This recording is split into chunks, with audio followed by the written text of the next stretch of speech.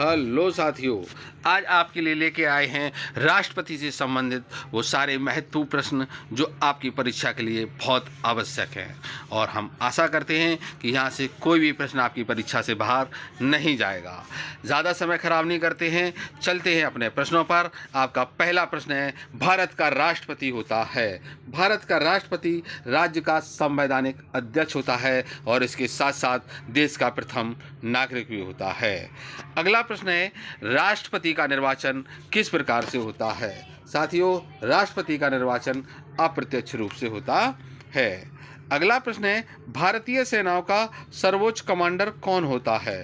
साथियों, बता दें आपको, भारतीय सेनाओं को 3 भागों में विभाजित किया गया है, जल सेना, थल सेना और वायु सेना। इन तीनों सेनाओं का सर्वोच्च कमांडर हमारे राष्ट्रपति जी होते हैं। अगला प्रश्न है, राष्ट्रपति को उनके पद की शपथ कौन दिलाता है। बहुत ही अच्छा प्रश्न है, बहुत ही इम्पोर्टेंट प्रश्न है। राष्ट्रपति जी को उनके पद की शपथ भारत के मुख्य न्यायाधीश जी दिलवाते हैं।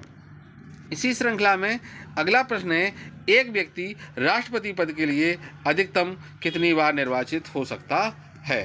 साथियों, एक व्यक्ति राष्ट्रपति पद के लिए कई बार निर्वाचित हो सकता है, इसके लिए ऐसी कोई भी सीमा तय नहीं है।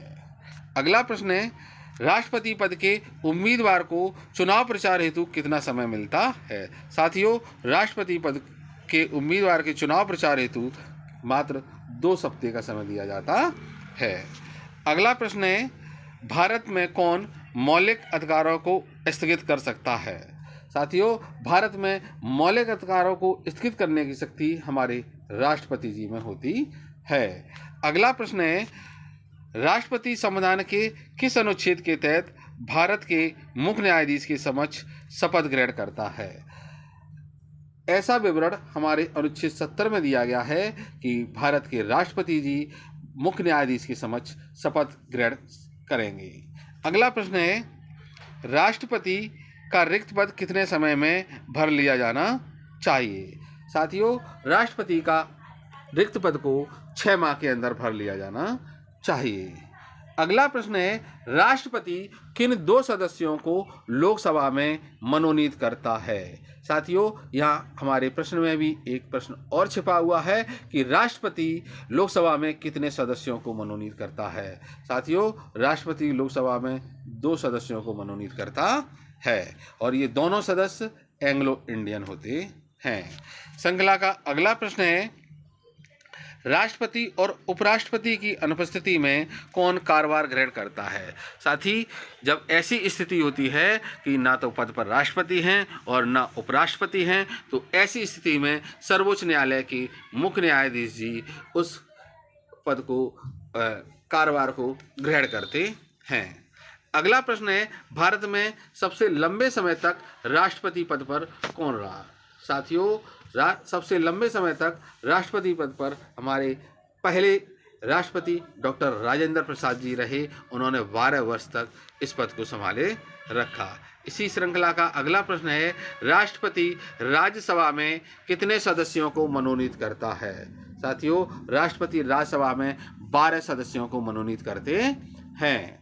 अगला प्रश्न है, राष्ट्रपति को उनके पद से कैसे हटाया जा सकता है। साथियों, राष्ट्रपति को अगर उनके पद से हटाना है तो महाभियोग द्वारा उन्हें हटाया जा सकता है। अगला प्रश्न है, राष्ट्रपति पर महाभियोग का आरोप संसद के किस सदन द्वारा लगाया जा सकता है।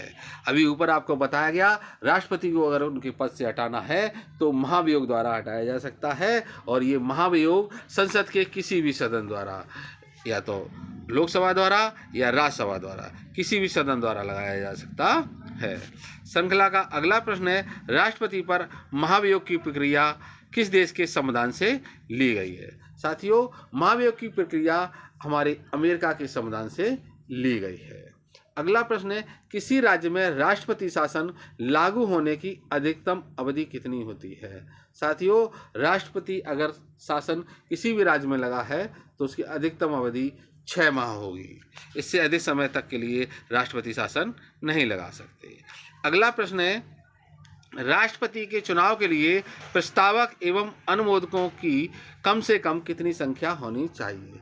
साथियों इनकी 50-50 संख्या होनी चाहिए।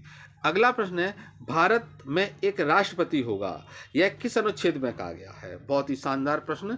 अनुच्छेद 52 में इस चीज़ का वर्णन होता है कि भारत में एक राष्ट्रपति होगा। अगला प्रश्न है, भारतीय संसद का तीसरा अंग कौन होता है? साथियों भारतीय संसद के जो तीसरे अंग हैं हमारे राष्ट्रपति जी होते हैं। इनके 2 अंग लोकसभा और राज्यसभा होते हैं। अगला प्रश्न है, राष्ट्रपति का चुनाव किस पद्धति द्वारा होता है? साथियों राष्ट्रपति का चुनाव समानुपातिक प्रतिनिधित्व एवं एकल संक्रमणीय प्रणाली द्वारा होता है। अगला प्रश्न है, राष्ट्रपति द्वारा जारी एक अध्यादेश संसद के सत्र प्रारंभ होने के बाद कितने समय तक रखा जाना आवश्यक है? केवल 6 सप्ताह तक रखा जाना आवश्यक होता है। अगला प्रश्न है, एकमात्र भारतीय राष्ट्रपति जो निर्विरोध चुने गए। साथियों बहुत ही इम्पोर्टेंट प्रश्न है ये आपकी परीक्षा के लिए। ये एकमात्र राष्ट्रपति थे जो 3 बार चुनाव हार गए थे लेकिन चौथी बार निर्विरोध निर्वाचित हुए थे, डॉक्टर नीलम संजीव रेड्डी। अगला प्रश्न है, किस विधेयक को राष्ट्रपति पुनर्विचार के लिए नहीं लौटाता? बहुत ही शानदार प्रश्न। धन विधेयक को राष्ट्रपति पुनर्विचार के लिए नहीं लौटाते हैं। अगला प्रश्न, इस श्रृंखला का अंतिम प्रश्न, महान्यायवादी यानी कि अटॉर्नी जनरल का कार्यकाल कितना होता है? साथियों महान्यायवादी यानी कि अटॉर्नी जनरल का कार्यकाल राष्ट्रपति की इच्छा के अनुसार चलता है। इसी तरह की शानदार वीडियो को देखने के लिए हमारे चैनल को लाइक करें, शेयर करें और सब्सक्राइब करें तथा कमेंट में ये भी बताएं क्या इस श्रृंखला का सेकंड पार्ट आना चाहिए। बहुत बहुत धन्यवाद।